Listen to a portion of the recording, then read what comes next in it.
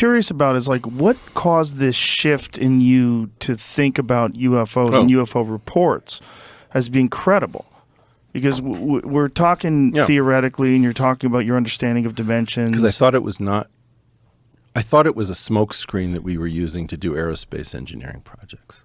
I thought it was like Operation Fortitude or Operation Bodyguard. Right. And so it's like, okay, please don't bother me with your sci-fi stories. It's space opera, for the same reason that I don't go into a Scientology center and spend all my time thinking about Xenu. I'm not going to spend all my time worried about space opera. And what changed? Meeting an enormous number of very sober, very grown-up people who seem to be changed, alter, and believe that this is real. I have met an enormous number of people now who have had personal firsthand, like sober people who've had crazy firsthand encounters. I don't understand how they're doing this as actors. Very often it's unwanted. It ruins their lives. It's sad. I ended up in San Marino at Lou Elizondo's invitation, and then Lou couldn't come, so I ended up speaking in Lou's place at a UFO meeting. It was crazy. But I met so many people who were just like, Eric, let me explain my experience to you. And I'm just not prepared for these highly detailed stories that have so much similarity one to the next. Like the Skinwalker Ranch thing on the History Channel looks incredibly junky, put out by Prometheus Entertainment.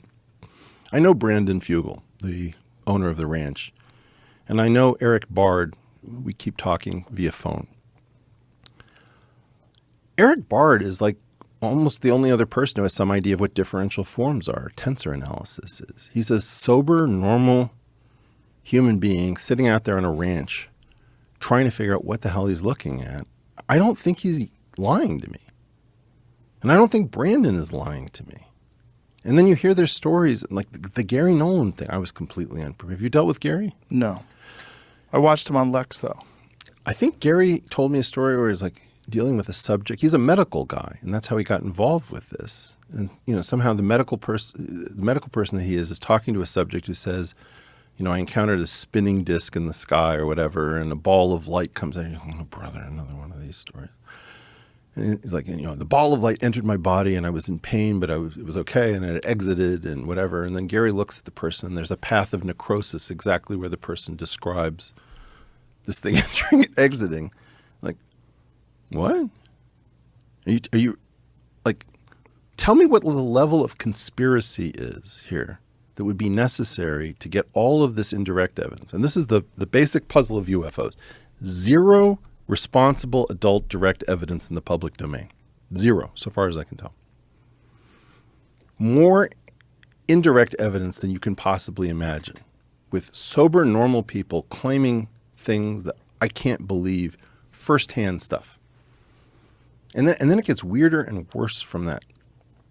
I would love to keep this just at metallic flying objects. But no, it's always going to be like, no, they go into the water, and then, the next level is like cattle mutilation. It's like, oh, please don't bring in cattle mutilation. Oh yeah, the stapes, the smallest bone in the body, the three bones that make mammals mammals. One of them seems to be frequently missing. And then like Paul Hellyer and Chaim Eshed and Ben Rich. Then there's this like crazy level where the former Canadian defense minister believes that there's a galactic federation, the humans are in contact, and the head of the Israeli space. It's like, enough. I can't handle it. I don't know what we're looking at. And I'd love to keep it at something sober. And I see zero direct evidence. And if we're going to go on the direct evidence, Elon is right. It's bullshit.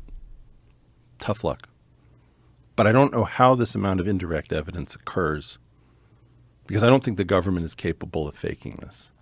On the other hand, if we go by the indirect evidence, how is it that none of us have, like even the center of mass coordinates of this tic-tac? You'll never hear me talking about the tic-tac or the Zimbabwe kids or whatever. Why? Because since the mid-'70s, we've been able to do CGI in Star Wars that looks much more realistic than any video I've ever seen. So you can show me any video and I don't care. It's just not interesting to me. We don't have center of mass coordinates for this tic-tac that's claimed by the U.S. government over the Nimitz. Please. Oh, because it's sensitive. We don't. Stop it. Shut up. Hush. So is it they don't have it? They won't release No. it? They claim it's not released. It can't be released to the public. Right. And I'm like, so downsample it, de-res it. It's not even our ship, people. You're claiming it's something you can't understand, and you have the 3D coordinates, and I can't play with it in a model on like Google Earth or SketchUp or something? Go F yourselves. You're going to stovepipe this need to know. I have a need to know.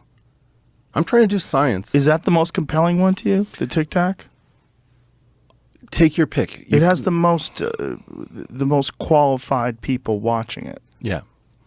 But I don't want to get involved with Go Fast or Gimbal or this or that or the Phoenix Lights or the Belgian.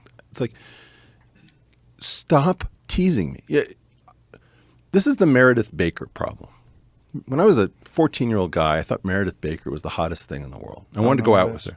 What? It's a girl you knew? Yeah. Okay. Yeah. And every time I asked her out, she was like, I really want to go out with you, but I really have to wash my hair or I really have to hang out with my... I was like, this is not going very well. At some point, somebody pulls me aside and said, Eric, you're Jewish. She's Mormon. Get the hint. She likes you. But there was nothing going to happen. Okay, I get it. This is Meredith Baker. You don't want, for some reason, to tell me what's actually going on. Then don't waste my time. Don't spend my credibility.